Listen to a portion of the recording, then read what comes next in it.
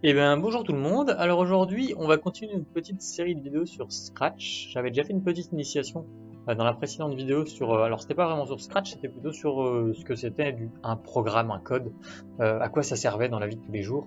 Et du coup, pourquoi Scratch était assez pratique en fait pour apprendre la logique du code. Donc là aujourd'hui, on va entrer un peu plus dans le logiciel qu'on va utiliser qui s'appelle Scratch donc. Et je vais vous montrer un petit peu comment l'utiliser. Bon, première chose à savoir, c'est comment on trouve Scratch. Donc vous allez simplement sur Google, vous tapez Scratch et vous cliquez sur le premier lien en fait. Alors vous avez deux façons de l'utiliser, soit vous le téléchargez. Alors je crois que c'est la version, ils appellent ça version offline. Mais moi en fait je me suis jamais trop préoccupé de ça. J'ai fait à chaque fois, j'étais sur le site là et j'ai fait essaie-le. Donc ici l'espèce de bouton vert là, et vous pouvez directement l'utiliser dans votre navigateur. Donc moi ça me va très bien comme ça. J'ai pas eu de soucis en faisant via le navigateur, donc je continue d'utiliser comme ça. Mais si vous voulez l'installer, vous pouvez très bien le faire. Ça vous évite en fait d'être connecté à Internet pour pouvoir l'utiliser, ce qui peut être assez pratique dans certains cas.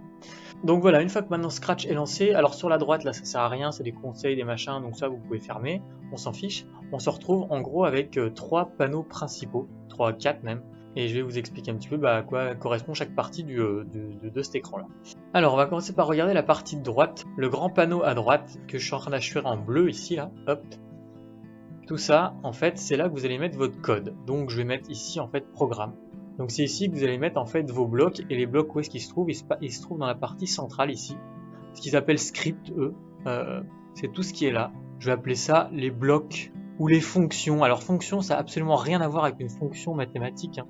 Quand je dis une fonction, c'est plutôt les fonctionnalités, c'est ce que va comprendre le programme, ce qu'il est capable de faire. Dans Scratch, c'est toutes les choses, les consignes que vous allez pouvoir donner à votre ordinateur. Donc souvent, je vais appeler ça moi fonction ou fonctionnalité. En haut de ce panneau-là, vous voyez en fait qu'il y a trois onglets. Là, on est dans l'onglet script. Et vous allez voir qu'il y a d'autres onglets qui s'appellent costume et son. Mais ça, honnêtement, on va pas beaucoup s'en servir parce que c'est un petit peu du détail. Ce qui nous intéresse le plus, le cœur de la programmation, c'est vraiment dans ce qui est script. Costume, c'est pour changer en gros l'apparence du chat, ou son, c'est pour lui faire pousser des cris, mais on s'en servira généralement pas très souvent. Le cœur vraiment de Scratch, c'est la partie script. Et ensuite, dernière partie, donc c'est la partie avec le petit chat. Et cette partie ici, hop. Et cette partie ici, ça correspond à quoi? En fait, ça va correspondre à ce que je vais appeler le résultat du code. Donc tout ce que vous allez mettre dans votre partie bleue, quand vous allez exécuter votre programme, et il va se passer un truc, et ce qui va se passer, ça va se passer dans cette fenêtre que je viens d'assurer en jaune ici. Voilà. Vous allez voir en fait ce que votre programme fait à cet endroit-là. Donc généralement, c'est faire bouger le chat ou faire des petits dessins, enfin des choses qui vont s'écrire ou des figures, des machins comme ça. Mais tout va se passer dans ce rectangle-là. Et alors une autre partie qui est alors pour le coup pas très intéressante, voire pas du tout intéressante, c'est la partie qui est juste en bas. Alors c'est un mystère, je sais pas trop pourquoi ils l'ont fait si grande, parce que c'est une zone qu'on n'utilise pas vraiment. C'est la zone en bas là, qu'ils ont appelé lutin. Donc ça sert à quoi? Ça sert simplement à changer. Vous pouvez changer l'arrière-plan si vous voulez, pas mettre en blanc. Vous pouvez aussi changer ce qu'ils appellent des lutins, c'est-à-dire des petites bestioles, ou bien même des trucs que vous avez dessinés, des images, n'importe quoi. Vous pouvez remplacer le chat par ce que vous voulez. On va pas s'en servir, c'est pas ça qui va vous apprendre à programmer. C'est juste pour faire des trucs plus marrants, mais le cœur du logiciel, c'est vraiment les trois parties que je vous ai présentées, résultat, les fonctions et le programme.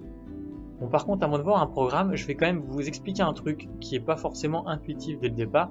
C'est que, donc là, je regarde uniquement la zone que j'ai encadrée en jaune, qui est donc la zone du résultat du programme. Et donc cette zone jaune-là, elle est en fait délimitée par des coordonnées. Pourquoi des coordonnées? Parce que par exemple, si je veux faire avancer mon chat vers la droite, et que je mets dans mon programme avance à droite. Ça marche pas en fait, vous verrez bien qu'il n'y a pas de bloc, qui existe qui s'appelle avance à droite, tout simplement parce qu'un ordinateur ne sait pas ce que ça veut dire droite, gauche, au bas. Ça c'est vraiment des termes humains, d'ailleurs c'est complètement relatif parce que quand vous parlez à quelqu'un qui est en face de vous, vous dites droite, pour lui c'est à sa gauche, donc c'est complètement relatif, et c'est pour ça que dans un programme on n'utilise pas du tout ces termes là, mais on utilise du coup des coordonnées. Et donc qui dit coordonnées dit en fait axe. Donc je vais en fait vous dessiner l'axe qui n'est jamais représenté dans Scratch mais qui est toujours présent, qui est là en arrière-plan. C'est un axe en fait qui passe exactement au milieu comme ça, hop. Et donc ça c'est l'axe DY verticalement, et horizontalement c'est l'axe DX. Voilà, et la position du milieu c'est la position 0, 0, donc c'est-à-dire x égale 0 et y égale 0, c'est là où mon chat en fait est actuellement.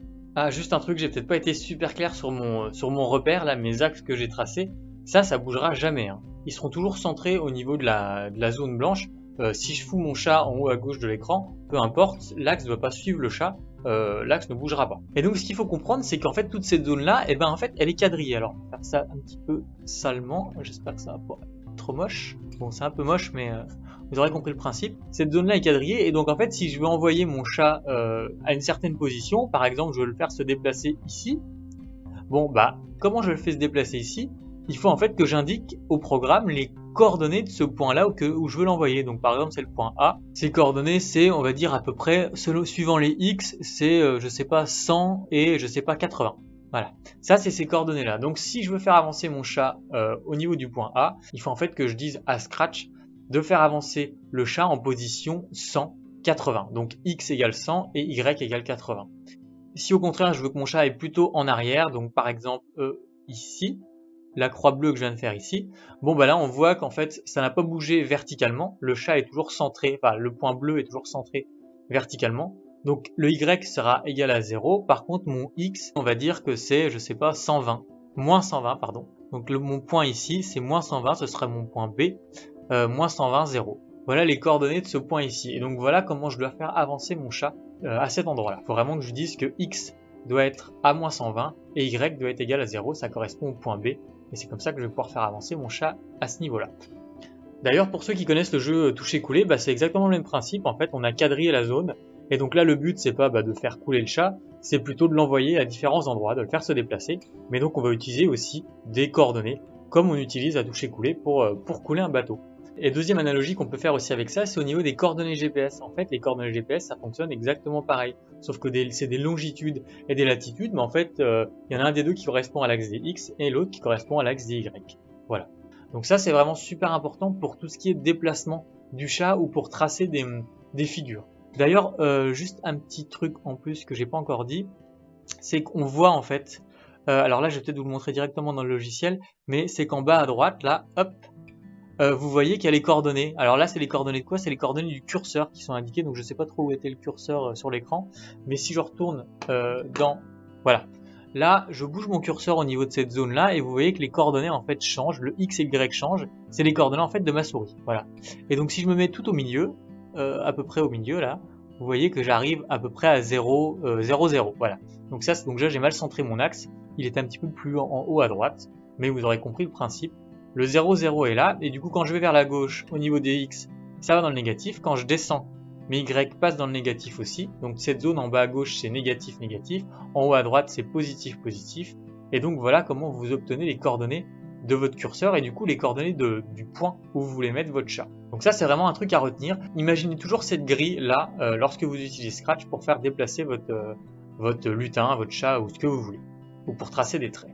Voilà, maintenant que je vous ai montré un petit peu comment fonctionnait le logiciel, on va regarder directement un programme. Un programme que j'ai trouvé sur le site Matovor, je sais pas. Vous pouvez aller voir sur ce site-là, je mettrai le lien en description. Il y a pas mal de programmes, c'est assez varié et je pense que ça vous aidera pas mal si vous voulez vous entraîner. Sachant que au CRPE ou bien même au brevet, il y a très peu de chances qu'ils vous demandent de faire un programme parce que vous n'aurez pas le logiciel dans les mains, vous serez devant votre copie. Donc à mon avis, ce qu'on va vous demander de faire, c'est plutôt, on va vous faire une capture d'écran comme il y a ici, et on va vous demander généralement que fait le programme. Donc là, on va essayer de regarder un petit peu ce que fait notre joli petit programme. Et je vais en profiter du coup pour vous détailler un petit peu les blocs qui sont utilisés. Alors ça, dans ce programme-là, ce qui est bien, c'est que il y a les blocs principaux que vous verrez le plus souvent et donc qu'il faut absolument connaître. Donc premier bloc ici, quand drapeau vert pressé, et c'est tout. Donc je vais le chercher, il se trouve dans événements. Je le mets ici, et en fait qu'est-ce qui fait ce truc? Il fait absolument rien, c'est pas une action, c'est ce qu'ils appellent un événement. Moi j'aurais plutôt appelé ça un déclencheur. Un déclencheur c'est quoi? C'est en fait ce qui permet de déclencher le code, d'exécuter le code. C'est-à-dire que quand le drapeau est cliqué, alors le code s'exécute. Donc là si je clique sur mon drapeau, le drapeau se trouve ici, lorsque je clique sur mon drapeau, ça exécute du coup ce qui va se trouver en dessous de ce bloc là. Bon là malheureusement il n'y a rien dessous, donc il va rien se passer. Voilà. Par contre, si je mets un petit bloc avancé en dessous, comment je fais avancer ça? En fait là il va falloir que j'exécute ce code là, et là du coup j'appuie sur mon drapeau vert. Donc il y a tout le bloc qui va s'exécuter, Et le chat, on voit bien qu'il avance à chaque fois que j'appuie sur le drapeau vert. Petit truc supplémentaire, c'est que si vous mettez vos blocs un petit peu n'importe comment comme ça, que vous les soudez pas, bah en fait ils sont complètement indépendants. Donc dites-vous que quand vous faites ça, vous faites en fait plusieurs programmes indépendants. Donc là, si j'appuie sur mon drapeau vert, bah il se passe rien. Pourquoi? Parce qu'il n'y a rien qui est soudé à ce bloc, qui est en dessous de ce bloc quand drapeau vert est cliqué.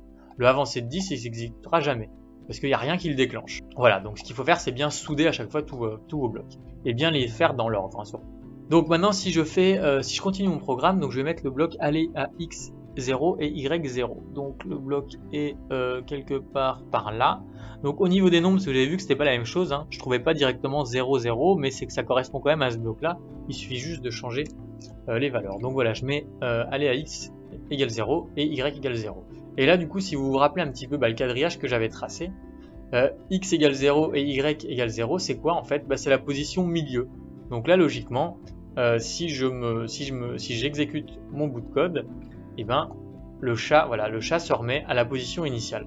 Et donc si je réexécute, il se passe plus rien. Pourquoi? Parce que mon chat est déjà au milieu. Donc il est déjà bien positionné. Si je le bouge par contre à la main et que je réexécute, à chaque fois, mon chat va se mettre à la position x égale 0, y égale 0. Ok. Alors ensuite, bloc intéressant qui s'appelle répéter 10 fois. Alors répéter 10 fois, c'est dans contrôle. Répéter 10 fois, c'est ce qu'on appelle en programmation une boucle. Donc je vais mettre le même bloc que répéter 10 fois. Et en fait, qu'est-ce que ça va répéter ce bloc-là? Vous voyez qu'il est un petit peu particulier, il n'a pas la même forme que les autres blocs. Mais en fait, il va répéter 10 fois tout ce qu'il y a à l'intérieur de ce bloc. Mais attention, il va répéter ça dans l'ordre, c'est-à-dire qu'il va tout faire une fois, il va descendre tout en bas, et ensuite, il va tout refaire une deuxième fois, puis une troisième fois, etc. Il va pas faire ajouter 100 à x une fois, puis ajouter 100 à x une deuxième fois, une troisième fois, etc. Et après passer à la deuxième étape. Non, il va vraiment tout faire d'un coup. Et ensuite, refaire l'opération en entier une deuxième fois, une troisième fois, etc. Et ça sert à quoi en fait? Généralement, ça sert à éviter d'avoir du code trop long. Parce que là, si je voulais répéter ça 10 fois, j'avais juste à copier mes 6 blocs et les mettre en dessous, les coller en dessous, et 10 fois. Donc j'aurais eu du coup 6 fois 10, j'aurais eu 60 blocs. Donc c'est pas terrible. C'est pour ça qu'on préfère mettre une boucle. Donc maintenant, si j'ajoute le bloc ajouter 100 à x, donc ajouter 100 à x, si vous vous rappelez un petit peu ce que j'avais fait, le quadrillage avec les coordonnées et tout, ajouter 100 à x, l'axe des x est horizontal, donc mon chat va avancer à la position 100, 0. Le y ne change pas, donc verticalement il va pas bouger, il va juste bouger horizontalement, de 100. Et 100, si je regarde au niveau de mon curseur, voilà, là je me mets à x égale 100, c'est à peu près ici. Donc le chat va avancer au niveau de mon curseur à peu près ici. Ensuite, deuxième bloc, ajouter moins 100 à y. Voilà, il est ici. Ajouter moins 100. D'ailleurs, un truc que j'ai pas dit, c'est que voilà, sur le programme, c'était un lion, mais ici c'est le chat, mais ça revient exactement au même. Là, ce qui allait bouger, c'était le lion. Nous, c'est le chat qui bouge. Ça change absolument rien. Alors donc maintenant, si j'étudie mon deuxième bloc, ajouter moins 100 à y. Y, on a dit que c'était le déplacement vertical. Et on est en négatif, donc on va pas aller vers le haut, on va aller vers le bas. Je vais vous refaire l'axe rapidement. Mes y, mes x. X est ici, y est là. Donc on a dit que ça, on ajoutait 100 à x, et ensuite on ajoutait moins 100 à y. On va dire que 100 c'est là, moins 100 c'est par ici, là c'est 100, et là c'est moins 100. Mon premier bloc que je mets en rouge, donc la position initiale c'était 0, 0. Donc mon lion va se déplacer ici. Ensuite, deuxième bloc, je vais faire ça en vert. On a dit que le deuxième bloc c'était ajouter moins 100 à y, c'est-à-dire le déplacer verticalement vers le bas. Donc en fait, une fois que je suis au niveau de la croix rouge, je descends verticalement vers le bas, c'est-à-dire que je fais un truc comme ça, et j'arrive à ce niveau-là. Ok, donc on va déjà voir ce que ça fait au niveau du programme. Je vais juste mettre 1 au niveau de la boucle pour pas qu'il me fasse l'opération directement 10 fois. Je vais déjà voir une fois ce que ça fait. Donc j'exécute mon programme. Et qu'est-ce qui s'est passé? Donc là, mon chat, vous avez vu, il est allé directement en bas à droite. Donc il est allé en fait à la position, directement à ma croix verte. Alors pourquoi il est allé à ma croix verte et qu'on n'a pas vu le déplacement, le premier déplacement en fait? En fait, ce premier déplacement là, dites-vous qu'il l'a bien fait. Sauf que il l'a fait super vite. Les deux blocs qui s'enchaînent, un ordinateur ça calcule super vite. Donc il a lu directement les blocs les uns à la suite des autres. Faut pas oublier que vraiment tout est lu dans l'ordre. Il fait pas tout en même temps. Même si on a l'impression ici qu'il a tout fait en même temps, non, il n'a pas tout fait en même temps. Il les a lus les uns à la suite des autres. Mais ça a été tellement vite qu'en fait on n'a pas vu le déplacement d'abord vers la droite et ensuite vers le bas. Tout s'est fait simultanément. Donc ça, faut pas que ça vous surprenne. Si vous enchaînez 10 blocs de déplacement, vous verrez pas les 10 déplacements, vous verrez juste en fait la position finale du chat, parce que tout aurait été super vite. Et on va voir juste après qu'il y a un moyen de voir les déplacements intermédiaires quand même. Ce qui s'est passé au final visuellement, c'est que le lion, enfin le chat, a fait juste un déplacement en diagonale en bas à droite. Au niveau des coordonnées, on est bien en 100, moins 100. On voit pas grand chose de ce que j'écris, mais vous aurez compris. Voilà. Alors ensuite, on va passer à notre bloc suivant. Notre bloc suivant, qu'est-ce qu'il nous raconte? Il nous dit attendre une seconde. Donc ça, je le trouve dans les blocs jaunes, attendre une seconde. Et attendre une seconde, c'est assez explicite. En fait, ça va dire au programme, comme on sait que ce programme, il a tendance à tout faire super vite, et que nous, à l'œil nu, on voit pas les étapes, il y a le moyen justement de voir les différentes étapes, c'est de lui mettre entre chaque bloc, attendre une seconde. Donc par exemple, j'aurais pu le faire juste avant, pour vous montrer ce que ça fait. Vous allez voir en fait que, alors là je vais remettre mon chat en position initiale, vous allez voir que là on va voir les deux déplacements, donc j'appuie, hop, mon chat se déplace vers la droite d'abord et ensuite vers le bas. Donc là on a bien vu les deux étapes grâce à ce bloc, attendre une seconde. Je vais refaire mon programme comme ils nous le disent, donc je mets attendre une seconde juste après le deuxième bloc, et après on me demande de ajouter moins 100 à X et ajouter 100 à Y. Donc là je vais remettre au niveau de l'exercice, donc on est arrivé en position au niveau du point vert là. Et donc maintenant j'attends une seconde, donc on va bien voir le chat le lion qui va s'arrêter au niveau du point vert, puisque ce sera pendant cette seconde là d'attente. Et après, une fois avoir attendu, le programme va exécuter ajouter moins 100 à X. Au niveau des X, c'est donc les déplacements horizontaux. Donc si j'ajoute moins 100, donc je soustrais 100 à X, cette fois-ci, je me déplace vers la gauche et de 100. Donc c'est à dire que j'arrive finalement à la position là. Et deuxième bloc, ajouter 100 à Y, donc là on va le faire en rose, hop, ajouter 100 à Y, donc Y on a dit que c'est des déplacements verticaux, et donc ajouter 100 ça revient en fait à monter. Donc là qu'est-ce qui se passe? Et en fait je me retrouve au niveau du point de départ, la croix rouge que j'avais faite tout au départ, c'est ma position initiale de coordonnées 0, 0. Et donc encore une fois, comme les deux blocs vont s'exécuter super vite, vous verrez pas les deux déplacements d'abord à gauche puis en haut, vous verrez directement que le chat ou le lion est monté en haut à gauche et donc est revenu à sa position d'origine. Et donc on peut tester ça tout de suite. Je vais cliquer sur mon drapeau et on va voir ce qui se passe. Donc voilà, mon chat va en position en bas à droite, il remonte et il se passe plus rien. Pourquoi? Ah oui, parce que j'ai oublié en fait de remettre, alors d'ailleurs j'ai oublié de remettre une temporisation. Je vais remettre la tempo comme on nous disait ici, attendre juste en dessous.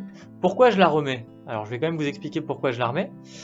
Parce que si je ne la remets pas et qu'on fait la boucle, donc là on met 10, ce qui va se passer c'est qu'une fois qu'on aura attendu une seconde, il va ajouter moins 100 à X, ajouter 100 à Y et il va tout de suite reboucler, c'est-à-dire qu'il va tout de suite remonter et il va directement ajouter 100 à X et ajouter moins 100 à Y. Et donc les 4 blocs là, les deux derniers plus les deux du dessus, il va les faire les uns à la suite des autres, mais ça va être tellement rapide que ça va être simultané pour nos yeux.